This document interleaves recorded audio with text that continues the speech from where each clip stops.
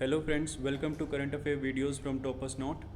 Today, that is 18th of June 2022, I will be covering the following articles. The first article is India better place to avoid risk of stagflation, जो RBI के officials ने कहा है. Deputy RBI और बाकी के officials का कहना है कि इंडिया बेटर पोजीशन में है. इंडिया को स्टैगफ्लेशन का ज़्यादा इशू नहीं है. दूसरा, WTO set to extend e commerce tariff freeze in provisional deal. एक प्रोविजनल डील पे रीच हुआ है India and the rest of developed world. और इसमें जो अपडेट आया वो और इसके अलावा काफ़ी अच्छे अपडेट्स आए आपके पर फ्रॉम WTO जो मीटिंग हो रही है वहाँ पे.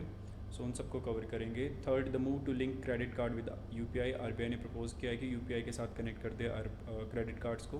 तो क्रेडिट कार्ड्स का अब तक का क्या रोल रहा है, UPI का क्या रहा है, कितने ट्रांजेक्शन्स होते हैं उस सब पे. Fourth, second year in a row Indian funds in Swiss bank rise to 14-year high in 2021. 2021 में जो इंडियन फंड्स हैं वो फिर से सेकेंड टाइम बढ़े हैं कंसेक्यूटिवली और 14 साल की सबसे उच्चतम स्तर पे पहुंच चुके हैं. Prelude to 5G auction by government ने ऑक्शन शुरू किया है. नेक्स्ट मंथ में बेसिकली शुरू करेंगे 5G का. तो अब तक कौन कौन से रिकमेंडेशंस आए थे, कौन कौन से नए स्टेप लिए हैं जो यूनियन कैबिनेट की मीटिंग में उन्होंने अलाउ किया 5G के ऑप्शंस को, और इसके अलावा क्या रिकमेंडेशंस आए थे किनको एक्सेप्ट किया है. Sixth, 2 years after Galwan clash where India China relation stand today. आज के टाइमिंग में इंडिया और चाइना के रिलेशन कहाँ पे है 2 साल बाद, वो सब कवर होगा इसमें. Let's start with the very first article. So the first topic is India better place to avoid risk of stagflation. जो आरबीआई ऑफिशियल्स का कहना है इंडिया की जो रिकवरी है वो काफ़ी ज़्यादा बेटर हुई है कंपेरेटिव टू बाकी के कंट्रीज़ में, और जो रिस्क है पोटेंशियल स्टैगफ्लेशन का वो इंडिया के अंदर कम है. अगर मैक्रो इकोनॉमिक कंडीशन देखें ग्लोबली तो ग्लोबल इकोनॉमिक कंडीशन काफ़ी डिटेरियोरेट हो रही है.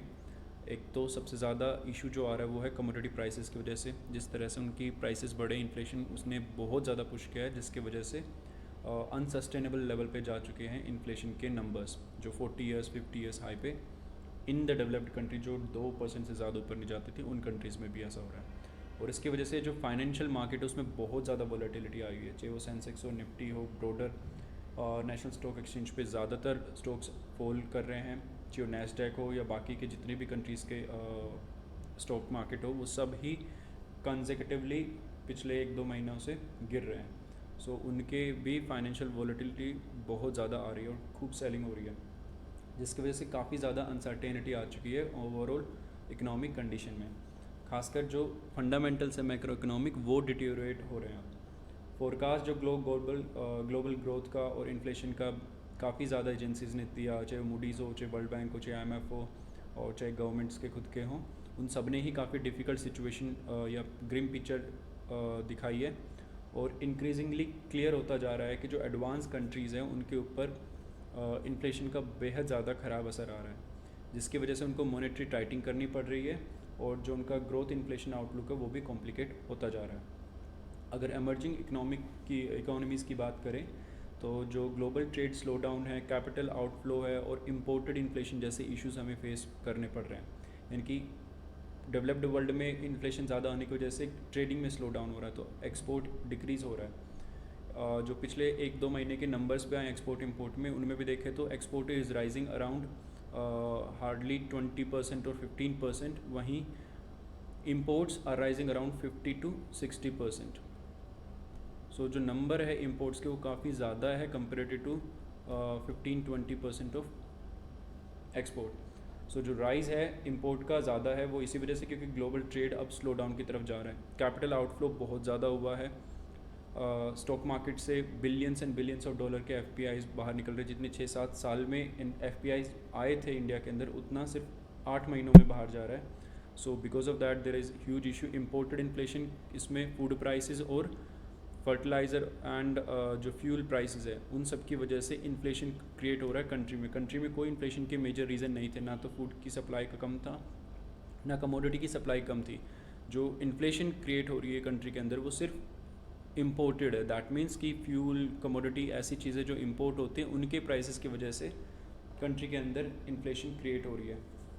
इसके अलावा जो सप्लाई चेन प्रेशर्स थे, रिलैक्सेशन इन लॉकडाउन कुछ एरियाज़ में हुआ जैसे शंघाई वगैरह में, तो उस उन इंडस्ट्रियल हब्स के अंदर जो रिलैक्सेशन हुआ था उसकी वजह से कुछ बेटर सिचुएशन देखने को मिलती है, क्योंकि वो थोड़ा कंफर्ट प्रोवाइड करेगा, और जो सप्लाई चेन का जो प्रेशर था क्रिएट हो रखा था because of Covid and lockdown, वो भी रिड्यूस होता दिख रहा है। लेकिन जो ओवरऑल इकोनॉमी है वो उसके मैक्रो इकोनॉमिक फंडामेंटल अब थोड़े डिटीरियोरेट वाली सिचुएशन में आ रहे हैं। लेकिन इमर्जिंग इकोनॉमीज़ के पास फिर भी एक दो चीज़ें हैं जिन पे वो एटलीस्ट थोड़ा सा कंफर्ट उनको प्रोवाइड होगा। अगर इंडियन इकोनॉमी की बात करें तो वो ज़्यादा बेटर पोजीशन पे है फ़िलहाल, और पोटेंशियल स्टैगफ्लेशन वाली सिचुएशन कम ही बनेगी या कम ही चांसेस है उसके। ज़्यादातर जो कॉन्स्टिट्यूएंट्स है जीडीपी के वो ऑलरेडी प्री पैंडमिक लेवल को पास कर चुके हैं, यानी कि 2020 के आसपास के लेवल पे हम आ चुके हैं जनवरी फरवरी के, और जो डोमेस्टिक इकोनॉमिक एक्टिविटी है वो भी स्ट्रेंथ की तरफ जा रही है। सीपीआई इन्फ्लेशन बेशक मई का काफ़ी ज़्यादा ऊपर रहा है, लेकिन वो डिक्लाइन हुआ है फ्रॉम अप्रैल मंथ, तो ऑब्वियसली एक होप है कि inflation will remain under control और एटलीस्ट बहुत ज़्यादा स्पायरल अप नहीं होगा। इंडिया में जो बैंक की लैंडिंग है क्रेडिट, वो उसका भी रेट 12% के आसपास आ गया है जो प्री पैंडमिक लेवल है। So that too also shows कि अब लैंडिंग बढ़ रही है, इनकी मार्केट के अंदर इकोनॉमिक स्ट्रेंथ वापस से आ रहा है। The recovery remained broadly on track, and ये फैक्ट करता है शो कि जो इकोनॉमी की रेजिलियंस है वो काफ़ी सही है, और मैक्रो फंडामेंटल्स भी काफ़ी बेटर पोजीशन में है। एज अ रिज़ल्ट जो इंडिया के अंदर स्टैगफ्लेशन वाला सिनेरियो है डेवलप्ड कंट्रीज़ के मुकाबले काफ़ी कम चांसेस है कि ऐसा कुछ होगा। सो इसमें क्या हुआ है कि WTO ने कहा है कि वो एक्सटेंड करेगा ई कॉमर्स टैरिफ फ्रीज जो प्रोविजनल डील अब तक रीच हुई है between developed and developing countries, जिसमें इंडिया एक लीड मेंबर है। WTO के मेंबर्स की जो प्रोविजनल डील है वो क्या कहती है कि एक्सटेंड करेगी मोरेटोरियम जो अप्लाई होता है ड्यूटीज़ के ऊपर, कि इलेक्ट्रॉनिक ट्रांसमिशन की जितनी भी चीज़ें होती हैं उनके ऊपर कोई ड्यूटीज़ नहीं लगाएगा, और ये मोरेटोरियम को एक्सटेंड कर रहा है further up to next ministerial meeting. अब मोरेटोरियम क्या है? 1998 के डिक्लेरेशन में मोरेटोरियम को इंक्लूड किया गया था, जिसमें कहा गया था कि मेंबर्स कंटिन्यू करेंगे करंट प्रैक्टिसेस के तहत, और कोई भी कस्टम ड्यूटी इम्पोज नहीं करेगा किसी भी इलेक्ट्रॉनिक ट्रांसमिशन पे। जो प्रोस्पेक्ट है एंड होने के इस मोरेटोरियम पे, जिसमें से डाटा फ्लो एग्जेम्प्ट है क्रॉस बॉर्डर टैरिफ से, तो उसकी वजह से काफ़ी ज़्यादा जो टेक जाइंट्स और बिजनेस है उनको काफ़ी कंसर्न है कि अगर ऐसा मोरेटोरियम हट जाता है तो जो उनका डाटा फ्लो है वो टैक्स के दायरे में आ जाएगा, और फिर उनको लॉस हो गया, उनकी कंपनी के जो रेवेन्यू और प्रॉफिट है उस पर, उसके मार्जिन्स पे इम्पैक्ट आएगा। मेजर जो मोरेटोरियम है कि इस तरह का मोरेटोरियम चलता रहे, उसको बैक करने वाली कंट्रीज़ हैं US, UK and European union, क्योंकि इन्हीं के ऐसे टेक जाइंट्स हैं जिनका डाटा फ्लो होता है और ये इसको मैक्सिमम वे में यूटिलाइज़ करते हैं। तो अगर उस डाटा फ्लो पे या इलेक्ट्रॉनिक ट्रांसमिशन के ऊपर टैक्स लगता है तो सबसे ज़्यादा इम्पैक्ट इन कंट्रीज़ के ऊपर आएगा। ये आर्ग्यू भी करते हैं कि इसको अगर एक्सपायर होने दिया जाए तो ये थ्रेटन करेगा जो ऑलरेडी ग्लोबल रिकवरी धीरे धीरे हो रही है आफ्टर पैंडमिक। यानी कि अगर एक्सपायर कर दिया और मोरेटोरियम एंड हो गया तो रिज़ल्ट क्या होगा कि कंट्रीज़ फिर इम्पोज करेंगी टैक्स, और उसके इम्पोजिशन के बाद जो ग्रोथ है, रिकवरी है, वो इम्पैक्ट होगी और प्राइसेस को फर्दर इंक्रीज़ करेगी। लेकिन जो कंट्रीज़ है वो उन्होंने डिक्लेरेशन और स्टेटमेंट रिलीज़ किया है जिसमें उन्होंने कहा है कि दे agreed to maintain the current practice of not imposing custom duties on electronic transmission until MC13, which should ordinarily be held on 31st of December 2023। यानी कि 2023 के 31 दिसंबर तक ये कोई भी कस्टम ड्यूटीज़ लेवी नहीं करेंगे जितने भी मेंबर्स हैं, और नेक्स्ट मिनिस्ट्रियल मीटिंग तक ऐसा नहीं होगा। अगर नेक्स्ट कॉन्फ्रेंस पोस्टपोन हो जाती है तो ये मोरेटोरियम एक्सपायर हो जाएगा, विच शोज़ की थोड़ी सी अंडरस्टैंडिंग आई है कि कुछ टाइमिंग तक इसको एक्सटेंड कर दें, बाद में इसको शायद एक्सपायर होने के चांसेस बन रहे हैं। इसके अलावा मेंबर्स का नोट भी रिक्वायरमेंट है, क्योंकि जो प्रोविजनल डील है वो नेगोशिएटिंग रूम के अंदर हुई थी, ना कि जो मेंबर्स की बॉडी है उसके अंदर। सो सभी मेंबर्स का इसमें हाँ कहना बहुत ज़्यादा रिक्वायर्ड है जितने नंबर्स हैं, यानी कि 164 कंट्रीज़ ऐसे हैं जिनका यस होना ज़रूरी है। उसके बाद में से एक भी अगर मना कर देता है तो डील वहीं पे स्टक हो जाएगी। India, Indonesia, Sri Lanka, Pakistan, South Africa, इन सब ने थ्रेटन किया था कि वो नो करके ब्लॉक करेंगे जो एक्सटेंशन होगा मोरेटोरियम का, जो पहले 5 दिन की मिनिस्ट्रियल कॉन्फ्रेंस में हुई थी, लेकिन उसके बाद फिर डील्स हुई हैं फिशिंग के ऊपर, वैक्सीन के ऊपर और फूड सिक्योरिटी के ऊपर। एज अ रिज़ल्ट ये जो कंट्रीज़ हैं इन्होंने अपना जो थ्रेटन किया था कि वो ब्लॉक कर देंगे एक्सटेंशन को, मोरेटोरियम को, उन्होंने ऐसा नहीं किया और जो एक्सटेंशन है उसको ग्रांट कर दी अपनी परमिशन। इंडिया ने फिर भी काफ़ी काफ़ी कंसेशंस लेने में समर्थ रहा है और जो मेंबर्स हैं उन्होंने कुछ ऐसे डील्स भी बताया कि रिडक्शन इन जो सब्सिडी इन फिशरीज़ बड़ी कंट्रीज़ डीप वाटर्स फिशरीज़ के लिए देते थे उसमें रिडक्शन हुआ है। टेम्पररी पेमेंट वेवर जो पैंडमिक को फाइट करने के लिए हुआ था उसमें भी काफ़ी पॉजिटिव इनपुट्स या आउटपुट निकल के आया है। As a result India is happy with the deals it has stitched in WTO headquarters, और ओवरऑल जो ई कॉमर्स का मोरेटोरियम हो वो एक्सटेंड रहेगा। प्रीलिम्स पॉइंट ऑफ व्यू से MC13 इंपॉर्टेंट है, ई कॉमर्स का मोरेटोरियम इंपॉर्टेंट है, फिशिंग के ऊपर जो सब्सिडी का है वो आंसर राइटिंग में इंपॉर्टेंट है, वैक्सीन का पेटेंट वेवर इंपॉर्टेंट है, और फूड सिक्योरिटी पे जो लिमिट है कि फूड ग्रेन को स्टॉक करने की वो भी इम्पोर्टेंट है for both prelims and mains point of view.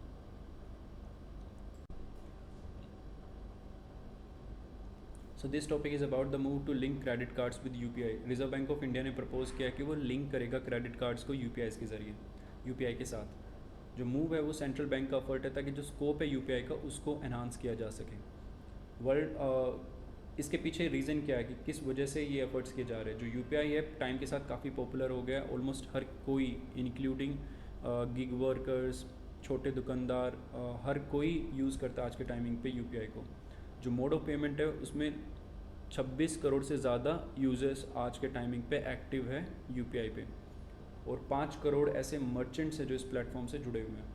मई 2022 में जो ट्रांजैक्शन थी उनका नंबर था 594 करोड़ ट्रांजैक्शन, और वैल्यू थी 10.4 लाख करोड़ एक महीने के अंदर, which is a very significant amount जो प्रोसेस हुई थी UPI के इंटरफेस के ज़रिए। तो अगर लिंक कर दिया जाएगा क्रेडिट कार्ड को UPI प्लेटफॉर्म के साथ तो इससे फर्दर कन्वीनियंस मिलेगी मर्चेंट्स को, बैंक्स को और यूजर्स को, और एनहांस होगा जो डिजिटल पेमेंट्स है उसका स्कोप, क्योंकि ज़्यादा चीज़ें अब कनेक्ट हो पाएगी, और जो काफ़ी लोग क्रेडिट कार्ड के थ्रू पेमेंट करते हैं वो भी अब उस क्रेडिट कार्ड की मनी को यूज़ कर पाएंगे UPI के प्लेटफॉर्म पे। ये फैसिलिटी कब अवेलेबल होगी? जो फैसिलिटी है वो अवेलेबल रहेगी after the required system developed in development is complete. तो जैसे ही जो सिस्टम चाहिए इस क्रेडिट कार्ड को UPI के साथ कनेक्ट करने का वो कंप्लीट हो जाएगा, उसके साथ ही इसको रोल आउट कर देगा RBI ने नेसेसरी इंस्ट्रक्शंस भी इशू कर दिए हैं to NPCI separately to facilitate the change की। NPCI भी उसके अकॉर्डिंगली चेंज अपनी सिस्टम में ले आए। सबसे पहले जो रुपए कार्ड है इंडिया का, रुपए क्रेडिट कार्ड, उसको लिंक किया जाएगा UPI प्लेटफॉर्म के साथ। उसके बाद वीज़ा और मास्टर कार्ड जैसे जो बड़ी कंपनीज़ हैं, इंटरनेशनल कंपनीज़ हैं, वो भी UPI के साथ अपने यूज़र्स को कनेक्ट कर सकते हैं। इसमें बेनिफिट क्या होगा? जो अरेंजमेंट है ये एक्सपेक्ट किया जा रहा है कि additional revenue for payments provide करेगा कस्टमर्स को और उनकी कन्वीनियंस को एनहांस करेगा। अगर लिंक होता है क्रेडिट कार्ड UPI के साथ जो प्रपोज किया जा रहा है तो ये फर्दर डीपन करेगा रीच और यूजेज ऑफ क्रेडिट कार्ड्स, क्योंकि क्रेडिट कार्ड का बहुत ज़्यादा और डीप यूजेज नहीं है, तो उसको एनहांस करेगा अगर UPI के साथ कनेक्ट हो जाता है। तो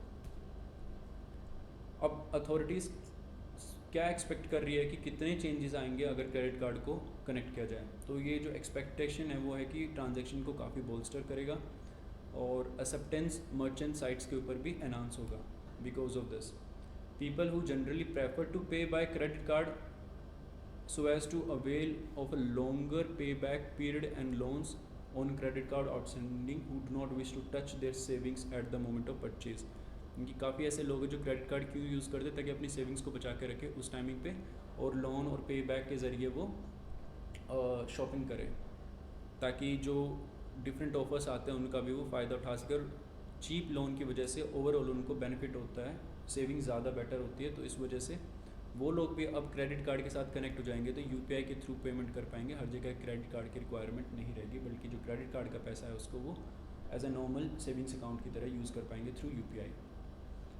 करंटली जो मर्चेंट्स हैं उनके पास credit card point of sale machines की कमी है, खासकर जो सेमी अर्बन और रूरल एरियाज़ में, वहाँ पे तो credit card point of sale की मशीन डेफिनेटली बहुत कम मिलेगी।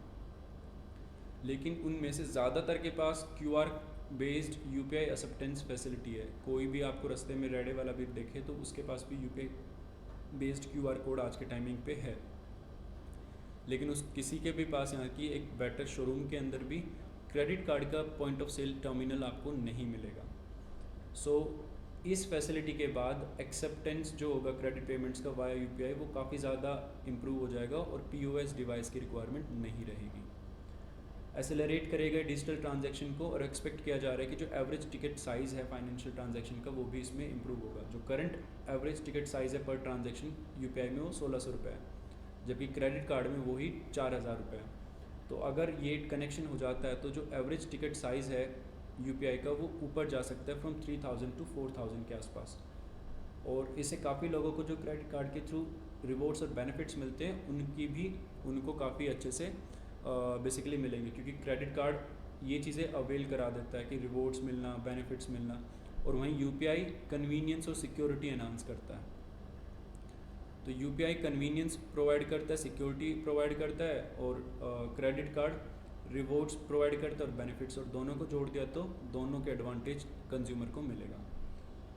इसमें एक जो मेजर क्वेश्चन है जिसके ऊपर अभी तक कोई जवाब नहीं आया वो कि मर्चेंट डिस्काउंट रेट एप्लीकेबल होगा on transaction using credit card number via UPI other than for UPI रुपए कार्ड, क्योंकि रुपए कार्ड के ऊपर MDR लागू नहीं होता है, वीज़ा और मास्टर कार्ड के ऊपर होता है। वो चीज़ UPI के थ्रू जब क्रेडिट कार्ड से पेमेंट होंगे तो उस पर ये चार्ज एप्लीकेबल होगा या नहीं, ये अभी क्लैरिटी नहीं है, और ये गवर्नमेंट या RBI इसके ऊपर क्लैरिफाई करेगा। प्रीलिम्स पॉइंट ऑफ व्यू से MDR क्या होता है वो इम्पोर्टेंट है, UPI का सिस्टम और NPCI ये इम्पोर्टेंट है, और इनका कनेक्शन से कैसे इम्प्रूव किया जा सकता है वो एक अच्छा पॉइंट बनता है इन मेंस राइटिंग।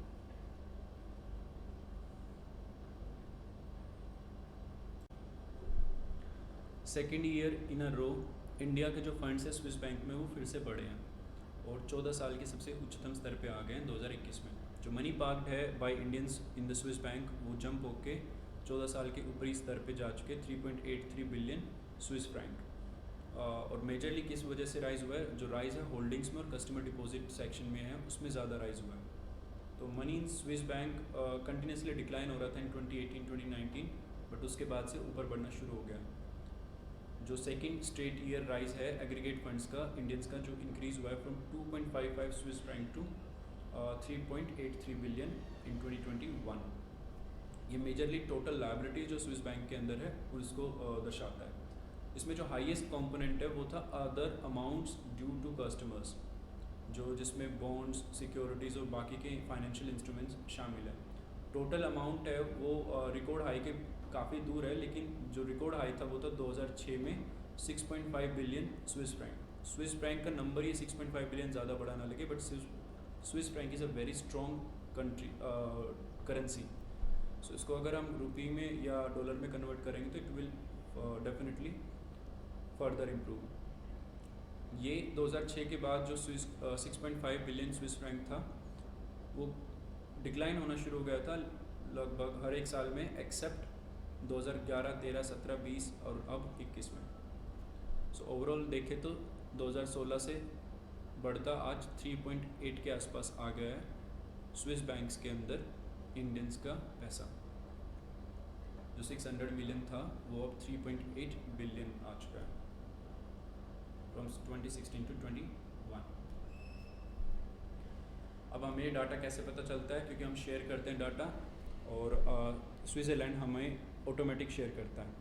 तो इंडिया और स्विट्ज़रलैंड ऑटोमेटिक शेयर करता है जो भी फाइनेंशियल अकाउंट की इन्फॉर्मेशन होती है, क्योंकि उन्होंने एक जॉइंट डिक्लेरेशन साइन किया था 2016 में, जिसके बाद एक्टिवेट हो गया था AEOI जो टैक्स मैटर्स में इनका जो जॉइंट मैकेनिज़्म है दो नेशंस के बीच में। इसके बाद कुछ यूज़ एंड डिस्क्लोजर ऑफ जो इन्फॉर्मेशन रिसीव होती है गवर्नमेंट को, उसमें कॉन्फिडेंशियलिटी प्रोविजन है, यानी कि गवर्नमेंट डिस्क्लोज़ नहीं कर सकती कि किसका कितना पैसा है, बट वो इन्फॉर्मेशन चेक कर सकती है कि भाई किसका पैसा है, और क्रॉस चेक कर सकती है अपने डाटाबेस में कि उसने किस तरह की पेमेंट की हुई है। तो वो ब्लैक मनी है नहीं है वो चेक कर सकती है, बस उसको डिस्क्लोज़ नहीं कर सकती। तो कॉन्फिडेंशियलिटी ज़रूर है इस इंडिया स्विट्ज़रलैंड टैक्स ट्रीटी के अंदर। इसके अलावा जो टैक्स इन्फॉर्मेशन है एक्सचेंज पैक्ट के थ्रू वो इंडिया और स्विट्ज़रलैंड की है, जिसमें इंडियन रेजिडेंट्स के जितने भी अकाउंट्स हैं स्विस फाइनेंशियल इंस्टीट्यूशन में 2018 के बाद से वो शेयर किए जाते हैं इंडिया के साथ। इनकी एनुअली पूरा डाटा आता है कि किसके पास कितना पैसा है और वो पैसा किस अकाउंट में किस फॉर्म में है स्विट्ज़रलैंड के जितने भी फाइनेंशियल इंस्टीट्यूशंस हैं उनके अंदर, और टोटल डाटा शेयर किया जाता है वो इंडियन गवर्नमेंट के साथ। इंडियन गवर्नमेंट उसको कॉन्फिडेंशियल रखेगी, शेयर डिस्क्लोज नहीं करेगी, बट उस डाटा को यूज़ ज़रूर कर सकती है। So prelude to 5G auction by government. Union government ने स्टेप लिया है कि वो रोल आउट करेगी 5G सर्विसेज को, और अप्रूव किया है स्पेक्ट्रम के ऑक्शन को। स्पेक्ट्रम का ऑक्शन किसका? 5G का। इसके पहले भी काफ़ी इसके ऊपर कवर हो चुका है, तो इसमें रिसेंटली क्या है वो कवर करेंगे। गवर्नमेंट ने कुछ टर्म्स को ईज़ किया है स्पेक्ट्रम ऑक्शन में, क्योंकि पिछली बार जब कोशिश की थी तो किसी ने ऑक्शन में पार्टिसिपेट ही नहीं किया और जो नीलामी थी वो पूरी नहीं हो पाई। But the high reserve price and allocation for enterprises will pose a problem in this auction as well. वो क्या है वो एक्सप्लेन करेंगे। 5G ऑक्शन ये इंक्लूड करेगा मल्टीपल फ्रिक्वेंसी बैंड्स में, यानी कि एक फ्रिक्वेंसी बैंड नहीं होगा बल्कि मल्टीपल फ्रिक्वेंसी बैंड को ऑक्शन के लिए उतारा जा रहा है। The government has eased some of the constraints, कुछ ऐसे कंस्ट्रेंट जो पहले थे उनको ईज़ कर दिया गया, और अमर जो इरिटेंट्स थे उनको भी ठीक किया है, जैसे यूजेज चार्ज जिसको ड्रॉप कर दिया है, और जो पेमेंट्स टर्म्स हैं उनको भी थोड़ा सा बेटर बना दिया है। पहले पेमेंट्स काफ़ी स्ट्रिक्ट होती थी, अब उनको 20 ईयर्स तक के में इक्वल इंस्टॉलमेंट्स में अलाउ कर दिया। पहला जो मेजर इशू था वो था कि रिज़र्व प्राइस जो स्पेक्ट्रम का था वो काफ़ी हाई था, और गवर्नमेंट ने अभी रिटेन किया उसको, despite demand from telecom operators कि उसको रिव्यू करे, बहुत ज़्यादा रिव्यू नहीं किया। टेलीकॉज ने पहले पास्ट में डिमांड किया था कि 90% रिडक्शन होना चाहिए रिज़र्व प्राइस में, जिसके ऊपर गवर्नमेंट ऑक्शन को शुरू करती है। लेकिन रिकमेंडेशंस आए ट्राई के, यानी कि telecom regulatory authority of India, जिसको एक्सेप्ट किया था डिजिटल कम्युनिकेशन कमीशन ने, कि रिडक्शन ज़्यादा नहीं बल्कि लोअर मैग्नीट्यूड में ही हो, लगभग 35 to 40%, जो गवर्नमेंट ने एक्सेप्ट भी कर लिया। 10 स्टिल टेलीकॉज के लिए वो काफ़ी हाई प्राइस है, तो हाई रिजर्व प्राइस होगा 700 मेगाहर्ट्ज़ बैंड के लिए, और इस वजह से शायद ये बैंड फिर से अनसोल्ड चला जाए और सेलिंग इसकी ना हो ऑक्शन में। अगर कुछ एस्टिमेट माने इंडस्ट्री के, तो लगभग 1.1 लाख करोड़ इंडस्ट्री को बाहर निकालना पड़ेगा इस ऑक्शन के लिए। अगर इस ऑक्शन में जितना भी स्पेक्ट्रम ऑक्शन के लिए आया उसको वो ख़रीदें तो उनको लगभग 1.1 लाख करोड़ निकालना पड़ेगा, तभी वो 5G सर्विसेज को निकाल पाएंगे। जिसका मतलब है और ज़्यादा डेट बर्डन, क्योंकि किसी भी कंपनी के पास, चाहे वो जियो हो, चाहे वो एयरटेल हो, चाहे वो वोडाफोन आइडिया हो, किसी के पास भी इतना कैश फ्लो नहीं है फ़िलहाल, या सेविंग्स नहीं है कि वो फुल स्पेक्ट्रम को, इवन पार्शियल स्पेक्ट्रम को ख़रीद सके जितना उनको रिक्वायर्ड है, और उसकी पेमेंट इमीडिएटली कर सके और डेट ना आए। तो पूरा उनको डेट के हिसाब से ही पेमेंट करना पड़ेगा, और ये टेलीकॉज ऑलरेडी बहुत ज़्यादा डेट में है, जिसको फर्दर इंक्रीज़ करने पे इशू आएगा। एक्सेप्ट जियो, बाकी दो तो बिल्कुल ही डेट में रेड है।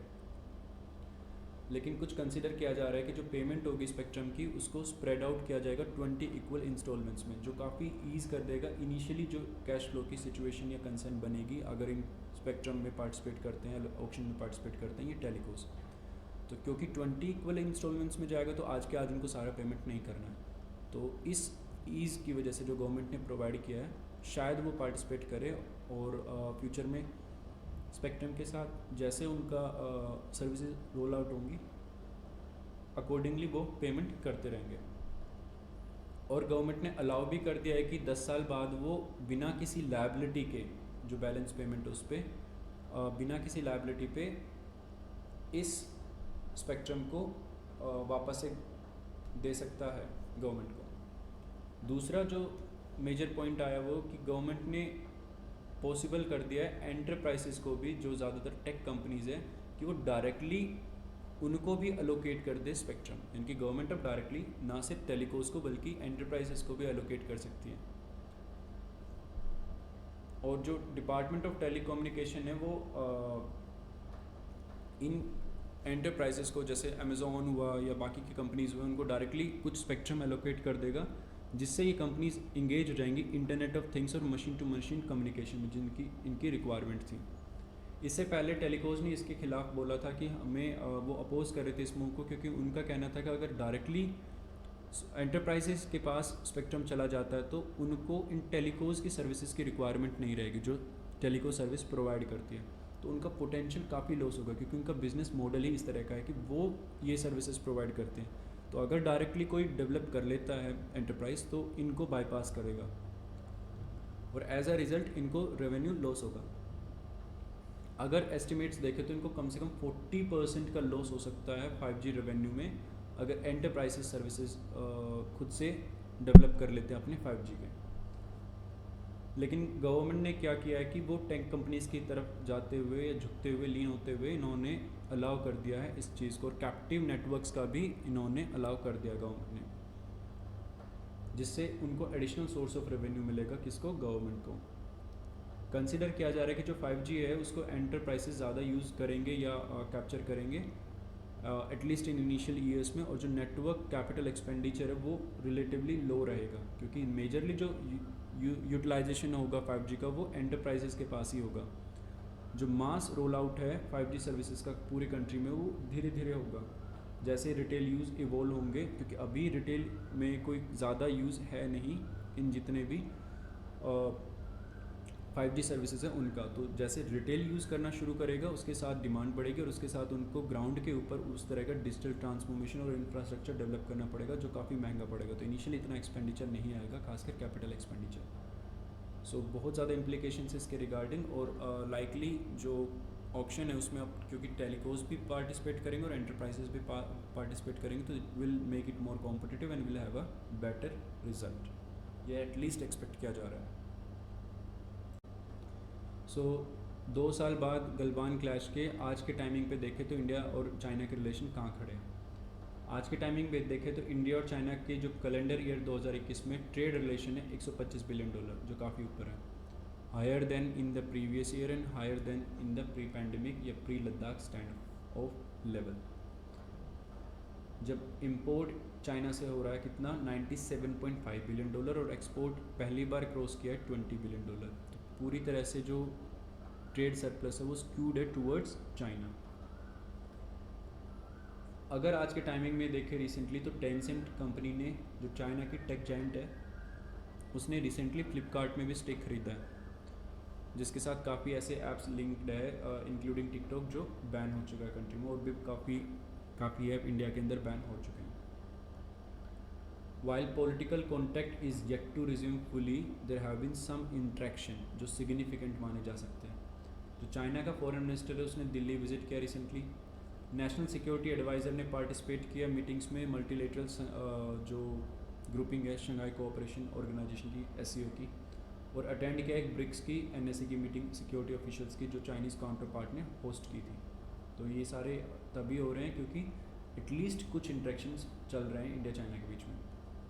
एक्सपेक्ट किया जा रहा है कि प्राइम मिनिस्टर अटेंड करेंगे ब्रिक्स समिट को लास्ट टाइम की तरह, लेकिन अब की बार क्योंकि चाइना होस्ट है तो वर्चुअल फॉर्मेट में पार्टिसिपेशन एक्सपेक्ट किया जा रहा है, क्योंकि कंट्री शायद बॉयकॉट नहीं करेगी ब्रिक्स समिट को, और डीवैल्यू या डिक्रीज़ नहीं करेगी, डिग्रेड नहीं करेगी by sending someone instead of prime minister. Beijing ने रिसेंटली जो 2 साल से बैन किया हुआ था वीज़ाज़ पे इंडिया के प्रोफेशनल्स के लिए और उनकी फैमिलीज़ के लिए, उसको भी लिफ्ट कर दिया है, हटा दिया है। तो अब वो बैन की बजाय लोग ट्रैवल कर पाएंगे। उसने ये भी इंडिकेट किया है कि वो प्रोसेस करेगा जो इंडियन स्टूडेंट्स के वीज़ा है जो रिटर्न मतलब वापस आ गए थे घर में ऑन अकाउंट ऑफ पैंडमिक। तो दीज शोज़ की कुछ तो सिग्निफिकेंट इम्प्रूवमेंट हो रहे हैं in the relations between India and China. अगर मिलिट्री स्टैंड ऑफ की बात करें तो 15 राउंड्स तक के टॉक हो चुके हैं India China senior army commanders के बीच में ईस्टर्न लद्दाख में, ताकि रेजोल्यूशन हो सके फ्रिक्शन पॉइंट्स का। और जो नेगोशिएशन है उसकी मदद से विड्रॉल हुआ था ट्रुप्स का by both side in Galwan, Pangong lake, Gogra patrolling point 17A, लेकिन अभी तक स्टेटस को एंटे नहीं आया इन एरिया में। स्टेटस को एंटे का मतलब कि उस दिन से पहले की, जिस दिन क्लैश हो उस दिन से पहले की सिचुएशन जैसी थी वो आपको वापस लानी पड़ेगी। जो भी कैप्चर किया है उसको वैकेट करके वापस से उसी जगह पे जाना पड़ेगा, इनकी एग्जैक्ट उस सिचुएशन में, जिसको कहते हैं स्टेटस को एंटे। 3 ऐसे एरियाज़ हैं अभी भी, जैसे देवसांग हॉट स्प्रिंग डेमचोक, जहाँ पे Chinese troops continue to prevent Indian soldiers from entering areas they were previously patrolling. लेकिन विड्रॉल ऑफ ट्रुप्स हुआ था, डिसंगेजमेंट हुआ था पार्शली, और वो suppose to be prelude to de escalation along the LAC, but this has not happened either. Instead China ने buildup कर दिया मिलिट्री इंफ्रास्ट्रक्चर अपनी साइड जो LOC की उस पर, और जो कमांडिंग जनरल था US आर्मी का पैसिफिक रीजन के अंदर, उसने तो रिसेंटली कहा भी है दिल्ली की जब वो दौरे पे था कि जो बिल्डअप है वो अलार्मिंग लेवल पे है। While talks are useful, the way they are acting and behaving is concerning and should be concerning to everyone, ना सिर्फ US के लिए बल्कि सबके लिए, यानी कि इंडियन मिलिट्री को भी इसके लिए कंसर्न शो करना चाहिए, बिकॉज इतना ज़्यादा infrastructure creation is not good for India. Ladakh में जो बिल्डअप में अगर देखा जाए तो इंक्लूडेड है एक 11 मीटर वाइड ब्रिज। ये वाइड ब्रिज है 11 मीटर, इनकी टैंक्स को भी वहाँ से क्रॉस करा सकता है। Spanning the narrowest part of Pangong lake, जो खुरनक फोर्ट के पास है, जहाँ पे स्टेशन है चाइनीज़ के लोग, और ये एरिया क्लेम करता है इंडिया, बट इस पर कंट्रोल किसका है? चाइना का, सिंस 1962। और ओवरऑल देखा जाए तो अगर इस एरिया में ये ब्रिज बनता है तो काफ़ी ज़्यादा इंफ्रास्ट्रक्चर डेवलपमेंट हो जाएगा चाइनीज़ आर्मी का, and they can easily cross over to Indian side, और क्विक डिप्लॉयमेंट कर पाएगा, फैसिलिटेट कर पाएगा ट्रुप्स का रुडोग बेस से फॉरवर्ड एरियाज़ में, और फास्टर टेक्टिकल डिप्लॉयमेंट भी कर पाएगा ट्रुप्स का उस एरिया के अंदर। तो इंडिया जो सरप्राइज एलिमेंट प्रोवाइड कर सकता था वो नहीं कर पाएगा because of this infrastructure development. The Chinese could not deploy additional troops quickly enough to repulse the Indian forces because the only route available was around the lake. क्योंकि पहले अगर जाना पड़ता था चाइनीज़ को, अगर आ रहे हैं तो उनको ऐसे पूरी लेक को क्रॉस करके आके फिर वो इस एरिया में पहुंच पाते थे। लेकिन क्योंकि अब ब्रिज बन जाएगा बीच में, तो Chinese people can easily cross over and reach in the area instead of passing it through here. As a result जो एक्सेस है वो काफ़ी 6 से 7 आवर्स तक रिड्यूस करेगा ओवरऑल टोटल ट्रैवल टाइम में। अगर गलवान के टाइमिंग की बात करें तो गलवान के टाइमिंग पे हुआ क्या था? जो चाइनीज़ लिबरेशन आर्मी है उसने टेंट्स और ऑब्जर्वेशन पोस्ट लगा दिए थे इंडिया की साइड जो थी LOC की, उसमें तो लाइन ऑफ एक्चुअल कंट्रोल के इंडियन साइड में उन्होंने कुछ टेंट और ऑब्जर्वेशन पोस्ट लगा दी। एक जनरल एग्रीमेंट हुआ डिसंगेजिंग का, और गलवान सेक्टर के अंदर जून के अंदर चाइना ने एग्री किया कि वो विड्रॉ कर लेगी। But on the night of June 15 disagreement over the continued presence of Chinese led to a bloodiest clash between India and China since the 1975। यानी कि रात को कुछ उनके बीच में डिसएग्रीमेंट हुआ है। सुनने में आता है कि Indian army has went into their territory और उनको काफ़ी पीटा है, जिसके बाद से वो क्लैश हुआ है। एंड 10 इंडियन आर्मी के जो सोल्जर्स प्लस 2 मेजर, 2 कैप्टन और 6 जवान, ऐसे 10 इंडियन सोल्जर्स को डिटेन कर लिया था चाइनीज़ ने for nearly 3 days before they are being handed back to Indian side, काफ़ी राउंड्स की नेगोशिएशंस के बाद। कुछ अनकन्फर्म्ड रिपोर्ट्स की बात करें तो China lost more man than India in that Galwan clash, but acknowledge सिर्फ 4 नंबर के। यूजुअली उनकी पॉलिसी रहती है चाइना की, वो कभी भी अपने जो डेथ नंबर है उनको ईजिली एक्नॉलेज नहीं करता है। After 20 to 30 years they disclose it, जब उसका इम्पैक्ट नहीं रहता है। तो उनकी पॉलिसी है ये कि इनिशियली आप नंबर ना दो ताकि इम्पैक्ट ना आए उसका पब्लिक पे और लोगों पे और मोरल ऑफ फोर्सेस, बाद में उसको डिस्क्लोज करते थे। जो पहले भी ऐसे क्लैशेज हुए in the history of China, उसमें उन्होंने 20 साल 15 साल बाद नंबर्स को डिस्क्लोज किया। तो that is their policy to not disclose numbers in actual numbers. So overall Galwan clash था वो इस वजह से हुआ था। And currently there are very significant things happening, interactions happening between India and China, जिसके साथ उम्मीद की जा सकती है कि रिलेशंस इम्प्रूव होंगे।